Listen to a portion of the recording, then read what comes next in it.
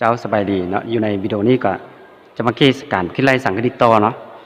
เตสังคณิตอยู่ในข้อนี้จะเป็นสังคณิตที่มี5ขั้น2อยู่นำหรืออื่นว่าสังคณิตของจะมีเลขหัสอยู่นำนะกระสั้นเราจะมีวิธีการคิดไล่แนวใดเนาะถ้าคือพันหมาที่เราคิดไล่คือมันจะบ่มี5ขั้น2นะถ้าบ่มี5ขั้น2เลยตัวอย่างว่า3คณิตของเป็นอิฐบวกเก้านะเขาก็เอา3คณิตเข้าไปแต่ละพวกก็ไล่ไปเลยเตนะทีนี้มี5ขั้น2ถ้ามี5ขั้น2นี่แนะนำเนาะให้วานตัวเข้ามาช่วยอาจารย์จะว่าเป็นวานเป็นตัวที่นะวันที่เข้ามาช่วยคือวันที่เท่ากับตัวที่อยู่ใน5ขั้น2นะตัวอยู่ในนี้คือเป็นอิฐบวกเก้าเนาะจากนี้จึงคิดไล่จุลคณิตของที่ก็คือดีที่เท่ากับเป็นอิฐบวกเก้าผลลัพธ์ดีอิฐนะก็จะได้คือผลตำราของ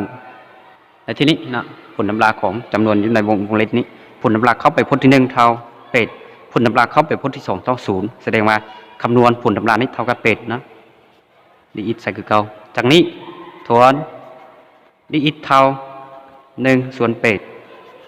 ดีที่จากนี้เราจึงนำเอาค่าของที่ไปแทนใส่บนที่เราวานเนาะนำเอาดีอิฟไปแทนใส่บนดีอิฟของ3คณิตที่พื้นขึ้นมานะเขาก็จะได้คือ3คณิตของ5ขั้น2ของเป็ดอิฟบวกเก้านะจะเท่ากับ5ขั้น2ใส่คือเก้าเป็ดอิฟบวกเก้าคือวานเท่ากับที่เขาจึงเอาค่าของที่มาแทนใส่นะแล้วดีอิฐของเฮาก็คือเฮาไล่อยู่ในขั้นถึงของวานคือเท่าเฮาถวนคือเท่า1ส่วนเป็ดดีที่ยืนเขียน1ส่วนเป็ด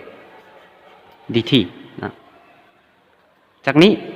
ถ้าเป็นจำนวนจริงถ้าเป็นตัวเลขออกมานอกสังคณิตเลยนะกลายเป็นสังคณิตของ5ขั้น2ของที่แล้วคนให้ดีที่นะจากจุดนี้คือเอา1ส่วนเป็ดเข้ามานอกนี้นะแล้ว5ขั้น2ของที่ใส่คือเก้าดีที่ใส่คือเก้าจากนี้1ส่วน5เป็ดนะใส่คือเก้า5ขั้น2ของที่เราต้องเปลี่ยนเป็นเลขกำลังจากเลข5เปลี่ยนเป็นเลขกำลังคือจะกลายเป็นที่กำลัง1ส่วน2แล้วก็ดีที่จากนี้อินตามสูตรนะพื้นฐานที่เราคิดไล่พันมานะก็คือจะได้กลายเป็น1ส่วนเป็ดคูณกับที่กำลังตามสูตรของอาจารย์คนยกมาอยู่ในที่นี้ตามสูตรอยู่ในที่นี้นะไรคือเก้าตามสูตรพื้นฐานนี้กระสันเขาจึงได้กำลัง1บวก2ไปบวกใส่คือเอ็นของเขาเท่า1ส่วน2แล้วบวกใส่1นะพูดคือกัน1ส่วน2บวก1จากนี้บวกใส่ตัวของค่า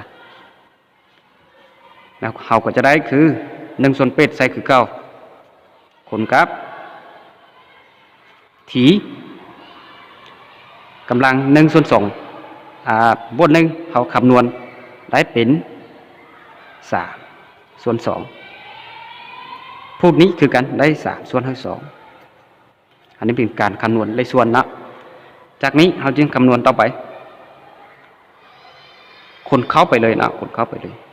ยุคถึงนี้คือจะได้เป็นที่กำลัง3ส่วน2ลุมนี้เอาเป็ดนี้คูณเข้าไป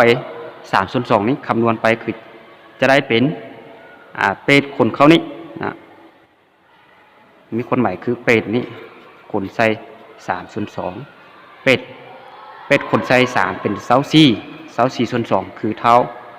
12นะ3เป็ด24หาร2ก็คือเท่า12เลยดิแสดงพวกนี้ยังเหลือ12แล้วบวกใส่ตรงค่าคือตัว4คือเก้าจากนี้เขาจึงนำเอาค่าของที่อยู่ในขั้นถึงที่เขาวาดทำอิฐมาแทนใส่บนมีที่ก็คือที่มีค่าเท่าเป็ดอิฐบวกเก้าขึ้นกำลัง3ส่วน2ตามเก้านะส่วน12บวกใส่4นะ แล้วจากนี้จึงตัวนี้จึงเป็นขั้นตอนสุดท้ายอยู่ในข้อที่แสดงมาอยู่ในข้อที่4ผ่านการกินไล่มาฮอดอยู่ในจุดนี้ก่อนเมื่อเพียงตรงนี้นะถ้าแต่ละขั้นตอนยังมีจุดใดที่บ่เข้าใจแล้วก็สามารถสอบถามถึงอีกนะกระชั้นอยู่ในวิดีโอนี้ก็จะขอไว้สนี้นะ